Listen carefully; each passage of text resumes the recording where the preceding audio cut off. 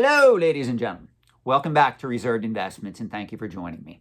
Today, we are going to talk about the current state of the vintage comic book marketplace. And make no mistake, where we are at in regards to the market for vintage comic books, the market for antiques and collectibles as a whole is completely different than where we were just a year ago. So if we get in my DeLorean time machine, we go back to April of 2023, the market dynamics are completely different in the overall antiques and collectibles trade than what they are today in April of 2024. We have a more optimistic economy. You may choose to agree with that assessment, but when we look at the overall economy, things are fairly stable. You have a rise in asset prices, whether you invest in Bitcoin, real estate, or the total stock market, you're doing very well right now. Unemployment is at an all-time low. The only thing that really we have different that we didn't have several years back is we do have higher interest rates, but these are not historically high interest rates. We just kind of went back to normal. For those of you that remember interest rates before the 2007-2008 financial crisis, you should feel almost at home in this particular economic environment. Now, with that being said, big money is starting to slowly return to some of these markets, but there are some caveats. The big money that is starting to return is starting to be a little bit more intelligent than what it had been in the past during the COVID boom when prices were being bid up to astronomical highs on stupid books, on stupid items that will most likely never hit those high prices again.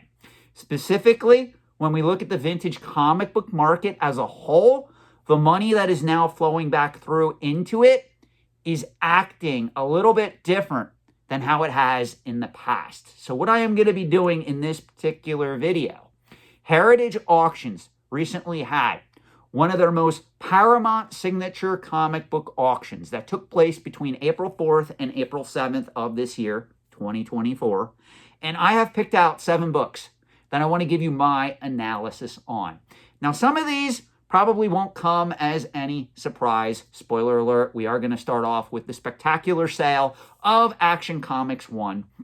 But other books that we are going to be talking about in this video may surprise some of you because I want to try to use different books, not only just from DC, but also Marvel, to give you my assessment on how I think money is entering, or I should say re-entering this market at present time, and then give you my analysis on that so that you yourself can make better investment decisions if you are attempting to invest in vintage comic books. Now, before I go any further, we are going to be talking about, in another separate video, the contingencies of value. Because remember, guys, when we look at the value for antiques and collectibles, these are emotional assets. These are completely speculative. There are no underlying cash flows that help make any of these valuations make sense. It's simply supply, demand, cultural relevance, and what somebody is willing to pay for it at any given time. And this is what a lot of my critics get wrong. This is what a lot of the people do not understand when they invest in the antiques and collectibles trade. There is a book that was written in the late 1980s entitled The Contingencies of Value. Again, we are going to be talking about that in a separate video, but just make no mistake. How we value something, especially when it is an antique, a collectible, an emotional asset, something that has no underlying cash flows, is completely different than how we value real estate, a stock, a bond, a financial asset. And this is something that a lot of you have got to get in your head, because I still get comments day in, day out. I get emails, I get messages from people that just do not understand how these markets operate, how they're similar to financial assets, but also completely different. When we look at antiques and collectibles, it's more like valuing cryptocurrency, gold, silver, other items of that same nature. It is not really on par with financial assets for that reason. So without further ado, because I don't want to spoil that other video that's coming where we talk about the contingencies of value, let's get right in and let's analyze some of these books. So of course, we are going to start off with Action Comics 1. Now, this particular book was a Kansas City pedigree. It was graded by CGC in 8.5 condition, and it sold for a record price of $6 million. This means at present time, this is the most valuable book in the world. So this is the highest price ever paid for a comic book, and it's not even the highest graded. If we look at the CGC census, there are 2 copies in universal grade that have been graded in 9.0 condition. This particular copy was an 8.5 condition. Overall, CGC has graded only 80 copies of Action Comics 1 in total. That includes qualified, restored, and of course the coveted universal grades.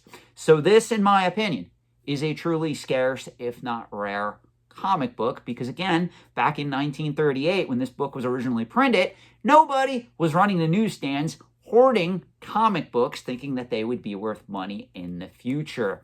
This is the ultimate example of supply versus demand plus cultural relevance. This is why this book is worth so much. Now, do I think the price of $6 million was a premium being paid for this particular book?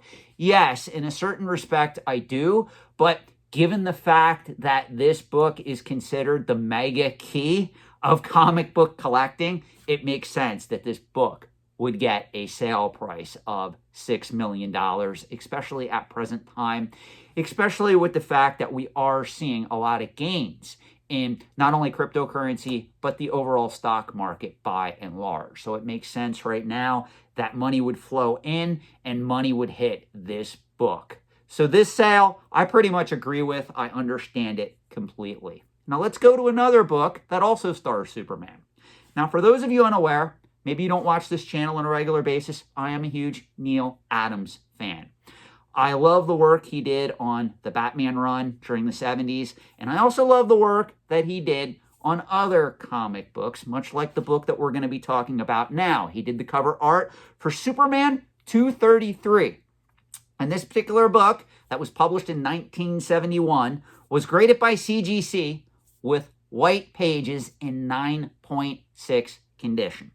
Now, full disclosure, I was actually going to bid on this book, but when I saw that the price started to escalate within the last day or so of bidding, I decided not even to put a bid on this particular book, and I'm glad I didn't, because this particular copy of Superman 233, graded by CGC in 9.6 condition with white pages, sold for $5,520. In my opinion, the person who bought this paid a significant premium to own this particular book. Now, to be fair, and there is a light at the end of the tunnel for this particular individual, if we look at the CGC census. CGC in universal grade, there are only 17 copies of this book in 9.6 condition at present time, and there are only 3 out there graded higher in 9.8 condition. So in all honesty, when I analyzed this book, while I wouldn't have paid this much of a premium to own it, I fully understand when we analyze this book in terms of how many available copies are out there and known by the CGC census, you can make a case that this book in this particular grade is extremely scarce as a result. Because remember, this is a key Superman title, and I know Superman really doesn't get the credit that he deserves. He's not as popular as Batman. He's really not as popular as Spider-Man. But still, this is a key book.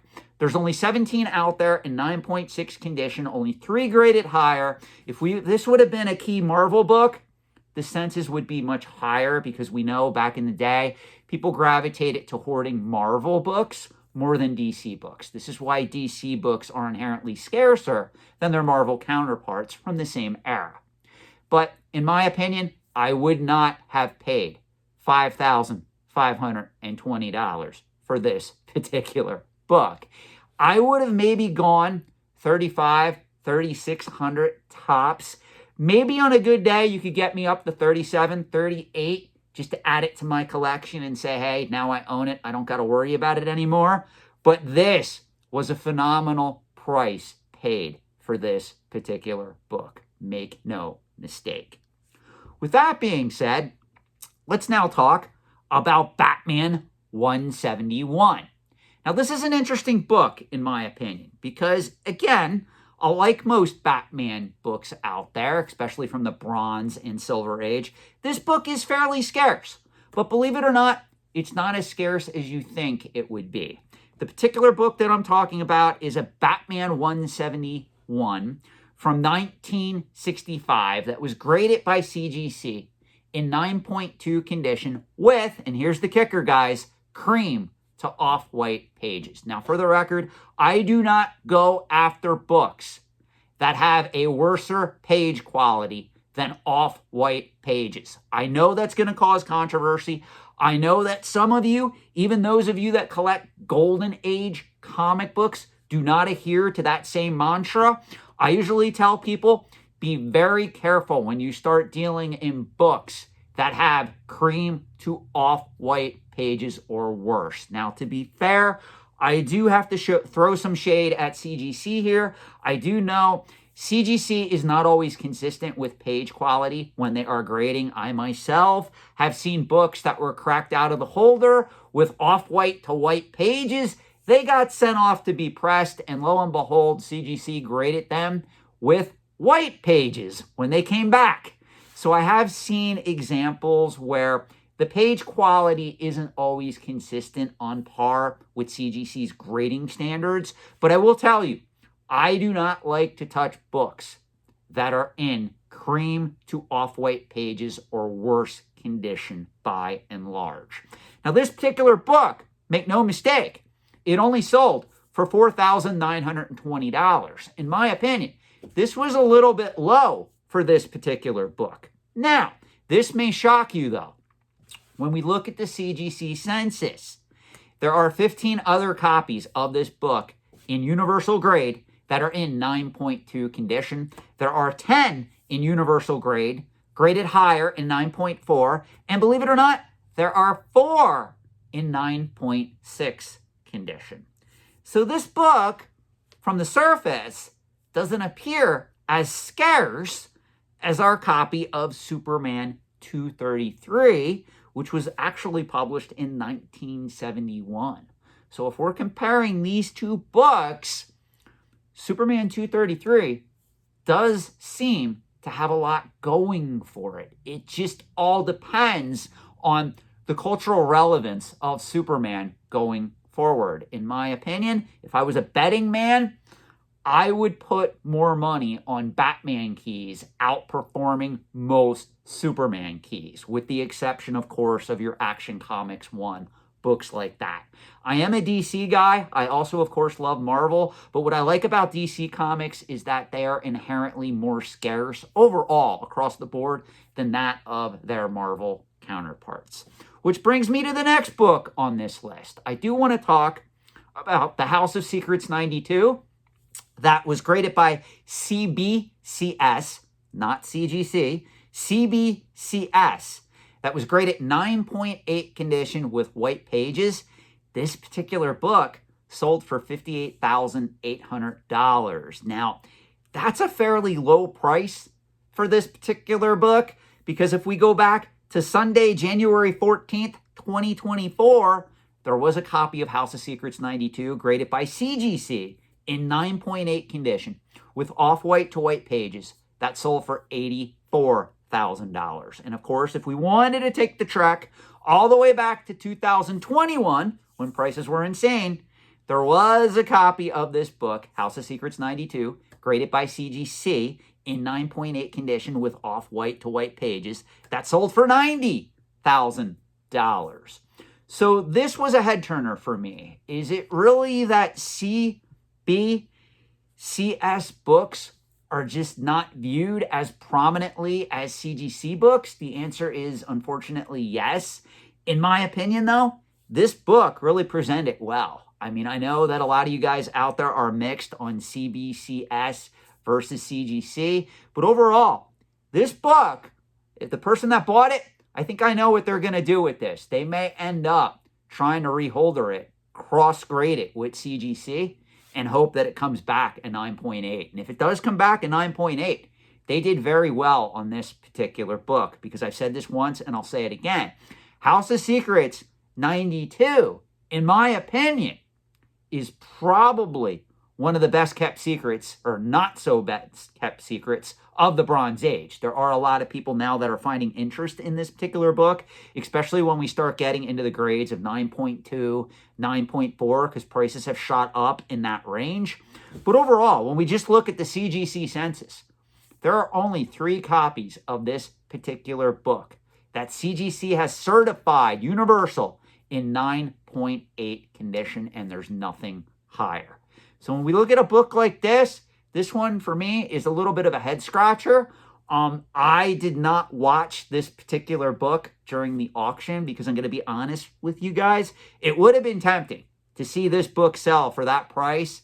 It would have been tempting. I really would have had to control myself to not put in a bid for this particular book if I was watching it. I just assumed when I saw this book listed, it would sell for at least 70, 75, maybe 80,000 in this particular climate, and it only sold for $58,800. Let me know your thoughts on that in the comment section below. Now, the last 3 books that I want to talk about were all Marvel keys. So the book that I do want to start on, and this is important because it does show that smart money is starting to make smart decisions in regards to buying and investing in vintage comic books in the year 2024. A copy of Incredible Hulk 181, graded by CGC in 9.8 condition with white pages, sold for $72,000. And I've always told you guys in high grade, this book is a Timmy trap. There's a lot of people that overpaid for this particular book throughout the years. We've all seen examples of this book selling for more than 6 figures. In some cases, this book sold for as high as $130,000, $135,000. I think one of the sales reached $140,000 for this book in 9.8 condition. I've never agreed with that consensus, because in 9.8 condition alone, there are 145 copies of this book out there that were graded by CGC alone. And there is one book in 9.9 condition out there. So again, my complete opinion of Incredible Hulk 181, it is a mega key, but we have to look at it as we should be looking at it, where there's a lot of supply out there, even in the higher grades. It does not warrant being sold for a significant premium, in my opinion. Even this price, I'm going to say something controversial to you guys right now. Even this price of $72,000, in my opinion, it's too high for this book. This should be a $50,000, maybe $60,000 book tops in 9.8 condition, simply because there are too many copies out there. And I've said it once, I'll say it again, in 9.8 condition, just because there's 145 copies out there does not make it rare. This book is very common across the board. Now, you can argue, if you are the sole person out there that has the 9.9 condition copy, congratulations, you have a conditional rarity on your hands. What I mean by that, the only reason that book is rare that you are holding is because it is the only 9.9 copy in existence. But for how many of these books are out there and available on the market at any given day, I honestly don't consider this to be the spectacular book that everybody props it up to be, or I should say, I guess in this case, the incredible book that everybody makes it out to be. In my opinion, it is a very common key that people have bid it up to the stratosphere, and now everybody just expects it to sell for a premium as a result, because, oh my God, it's the first appearance of Wolverine. Not realizing in 1974, people were hoarding comic books in mass, and this was one of the books they went after. Kind of like what I tell the Amazing Spider-Man 300 crowd. You guys are fooling yourself if you think that that book is an ultra rare key. It is not rare. It is just in demand. And if you look at prices of that book, The Amazing Spider-Man 300, First Appearance of Venom, you're going to see that prices have fallen significantly on that book overall since the prices that were being achieved during the COVID highs, the COVID pandemic bubble, whatever we're calling it. Now, on that note, let's talk about Strange Tales 110. For those that are unaware, Strange Tales 110 features the first appearance of one of my favorite Marvel comic characters, Doctor Strange. And this particular copy was graded by CGC in 9.6 condition with off-white to white pages. It sold for $150,000. Now, full disclosure, I am a little bit split on this. First of all, there are only 7 copies out there in 9.6 condition of this key book. There are none graded higher. And this particular book does not, in my opinion, get the love it deserves. Do I think it's worth $150,000 in today's marketplace? Yes and no. Because if we were to compare this to Tales of Suspense 39, First Appearance of Iron Man, there would be no debate here. A lot of you guys, if a Tales of Suspense 39, First Appearance of Iron Man in 9.6 condition, only sold for $150,000, you guys would be questioning the validity of the back issue comic book marketplace. Doctor Strange, in my opinion, ranks kind of up there with Iron Man. So I honestly see a world where this book has the potential to go higher.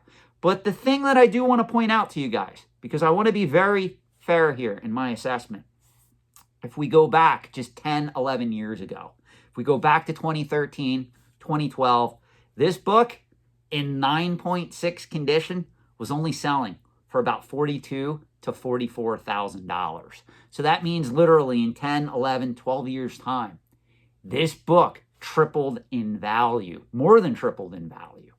So that is a phenomenal price increase in that amount of time. So I want to give credit where credit is due, and I want to make sure that I'm not being emotionally invested in this particular book by telling you guys, oh, $150,000, this book is definitely worth it. It should be worth more. I want to be very realistic in my approach here. So I'm telling you, if you are going after a copy of Strange Tales 110 in CGC 9.6, I wouldn't rush to buy it at $150,000. But in my opinion, I could see it going for more sometime in the future if Doctor Strange takes hold and more people become fans of that particular Marvel comic character. Now, this brings me to the last book I want to cover in this particular video, and that is Strange Tales 115. Now, if you don't know what Strange Tales 115 is, it is what I consider to be a moderate key book. It actually features the origin of Doctor Strange. And it is a good book. This particular book was a curator pedigree, and it was graded by CGC, 9.4 condition with white pages. It sold for $6,000. Now, what's interesting about this book, this same copy sold before for $6,600 back in June of 2023. So believe it or not, back in June of 2023, this book actually sold for $600 more. It just goes to show you, you really cannot predict the value of vintage comic books and really predict where they're going to sell in any given market, at any given time, at any given auction. And that's why I'm doing this video, to get you guys to understand that. Now, what's great about this particular book is, in 9.4 condition, there are only 12 copies readily out there on the market. There's 8 in 9.6, and there is 1 lone copy in 9.8 condition. Overall, to be honest with you, I consider this a decent book. The person that paid $6,000 for this, they did okay.